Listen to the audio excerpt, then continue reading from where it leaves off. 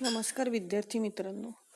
आज आपण आपल्या इयत्ता 9वीच्या मराठी प्रथम भाषेचा सुधारित मूल्यमापन आराखडा बघणार आहोत. पूर्वी बोर्डाचा जो मराठीचा पेपर राहायचा तो 100 गुणांचा राहायचा. कालांतराने त्यात बदल झाला आणि आता 80 गुणांचा अद्ययावत आराखडा तयार करण्यात आलेला आहे. कोविड-19 मुळे यावर्षी शाळा झाल्या नाहीत, पण तरीही अभ्यासक्रम भरपूर प्रमाणात आपापल्या शाळातील शिक्षकांनी आपल्या विद्यार्थ्यांपर्यंत पोहोचवला. काही अभ्यासक्रम आपल्या पुस्तकातून वगळण्यात सुद्धा आलेला आहे. पण तत्पूर्वी आपण कृती आराखडा बघूया. विभाग 1 गद्य विभाग जो 18 गुणांचा असतो. यामध्ये अ पठित उतारा, पुन्हा आ एक पठित उतारा आणि ई म्हणजे अपठित उतारा. पठित उतारा हा 7 गुणांचा असतो. 7 गुणांमधून 2 गुण आकलन कृतीला, पुन्हा 2 गुण आकलन कृतीला आणि तिसरा प्रश्न असतो स्वमताचा. असे 7 गुण म्हणजे 14 गुणांचा पठित उतारा असतात. त्यानंतर जे 4 गुण असतात ते अपठित उतार्याचे. त्याच्यामध्ये आकलन कृती 2 गुणांची आणि पुन्हा दुसरा आकलन कृती 2 गुणांची म्हणजे असे 4 म्हणजे 14 आणि 4 असे 18 मार्कांचा विभाग 1 असतो. त्यानंतर असतो विभाग 2 ज्यामध्ये पद्य विभाग ज्याला आपण म्हणत असतो. ह्या पद्य विभागाला एकूण 16 गुण असतात. मग ह्या 16 गुणांची विभागणी कशी केली जाते? तो पहिला जो प्रश्न असतो तो असतो पठित पद्य म्हणजे पाठ्यपुस्तकातली एखादी कविता, त्याच्यावर तुम्हाला 8 गुणांची कृती विचारण्यात येते. त्या कृतीमध्ये पहिलं असतं आकलन कृती 2 गुणांची, आकलन कृती पुन्हा 2 गुणांची, त्यानंतर कवितेतील दिलेल्या ओळींचा सरळ अर्थ लिहा 2 गुणांचा आणि चौथं असतं काव्य सौंदर्य ज्याला 2 गुण असतात. हा जो प्रश्न असतो तो कवितेवर आधारित तुम्हाला कृती असते. म्हणजे जी कविता दिलेली आहे ती सोडून इतर दोन ज्या कविता आहेत आपल्याला पाठ्यपुस्तकातील त्या कवितांची फक्त नावे तुम्हाला दिले जातात आणि त्या नावांवर आधारित तुम्हाला 8 गुणांची पुन्हा कृतीनिहाय गुण विभागणी केली जाते. त्यातले पहिले जे 4 गुण असतात ते पहिले 4 गुणांकरिता 4 किंवा 3 प्रश्न विचारण्यात येतात. असतात ते 8 प्रश्न. या 8 मधले कोणतेही तुम्हाला 3 विचारण्यात येतात. जसं प्रस्तुत कवितेचे कवी कवयित्री, प्रस्तुत कवितेचा विषय, प्रस्तुत कवितेतील शब्दांचे अर्थ लिहा, प्रस्तुत कवितेतून मिळणारा संदेश लिहा, प्रस्तुत कवितेची भाषिक वैशिष्ट्ये लिहा किंवा कवितेतून व्यक्त होणारा विचार लिहा, कवितेतील दिलेल्या ओळींचा सरळ अर्थ लिहा किंवा कविता आवडण्याचे व न आवडण्याचे कारणे लिहा. यापैकी कोणतेही 4 किंवा 3 प्रश्न तुम्हाला 4 गुणांकरता विचारले जातात. त्यानंतर दुसरा असतो तो म्हणजे काव्यपंक्तीचं रसग्रहण करा. अ व आ यासाठी दिलेल्या कविता सोडून पाठ्यपुस्तकात समाविष्ट असलेल्या पद्य विभागापैकी कोणत्याही एका कवितेतल्या काही ओळी, जशा 2 किंवा 4 ओळी कृतीपत्रिकेत देण्यात येतात आणि त्या काव्यपंक्तींचं आपल्याला रसग्रहण करावं लागतं. त्यानंतर विभाग 3 ज्याला आपण स्थूल वाचन असं म्हणत असतो.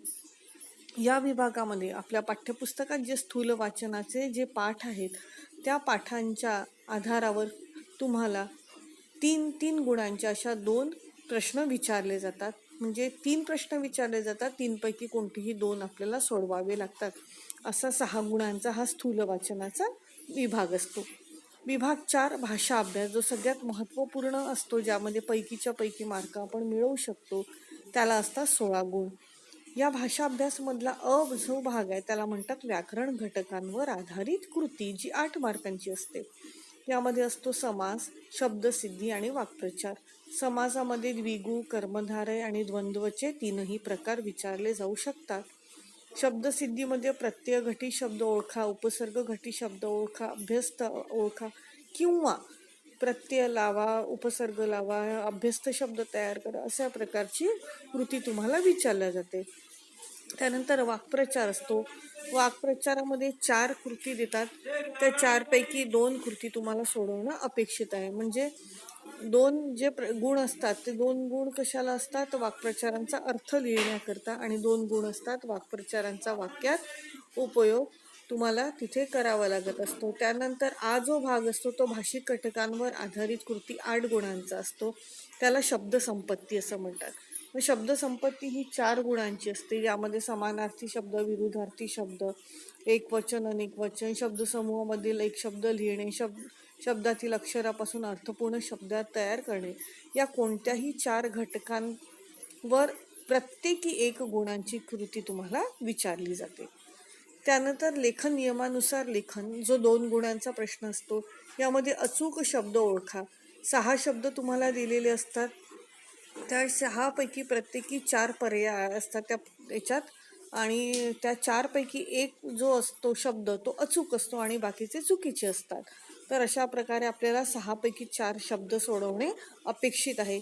किंवा वाक्यातील लेखन नियमानुसार चुकीचे शब्द ओळखून दुरुस्त करावं, वाक्य पुन्हा लिहा, अशाही प्रकारचा असतो. म्हणजे काही चुकीचं चिन्ह वाक्यामध्ये देतात, तुम्हाला ते ओळखायचं आहे, त्याला दुरुस्त करायचं आहे आणि वाक्याला पुन्हा लिहायचं आहे, करिता तुम्हाला 2 गुण असतात.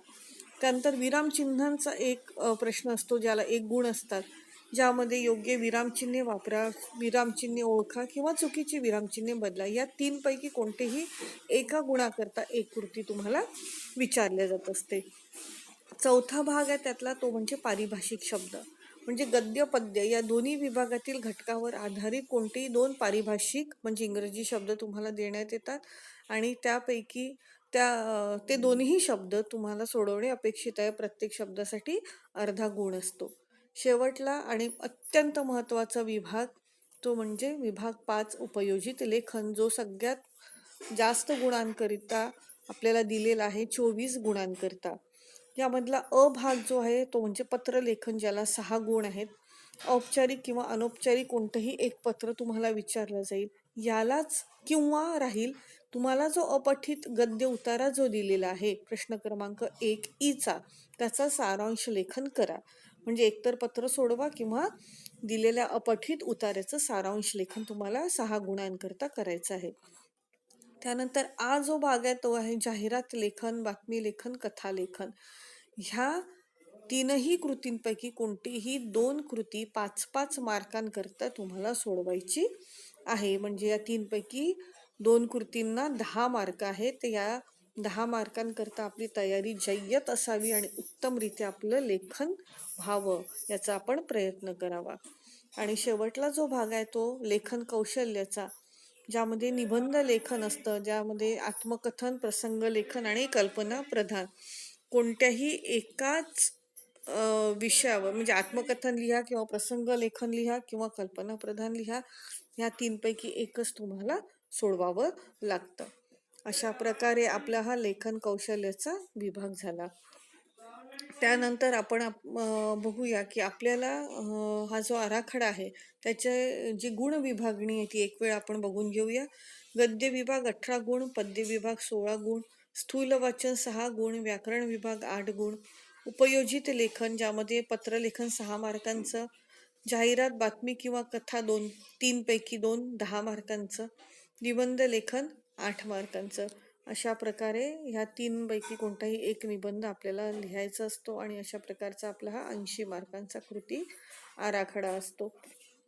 त्यानंतर आपण बघूया की यावर्षी आपल्या अभ्यासक्रमातनं कोणते पाठ किंवा कविता वगळण्यात आलेले आहेत. यंत्रांनी केलं बंड हा पाठ वगळण्यात आला. मातीची सावली हा सुद्धा पाठ वगळण्यात आला. आदर्शवादी मुळगावकर हा सुद्धा पाठ वगळण्यात आला. आणि स्थूल वाचनातला बिग 5च्या सहवासात हा पाठ आपल्या अभ्यासक्रमातनं यावर्षी वगळण्यात आलेला आहे. धन्यवाद.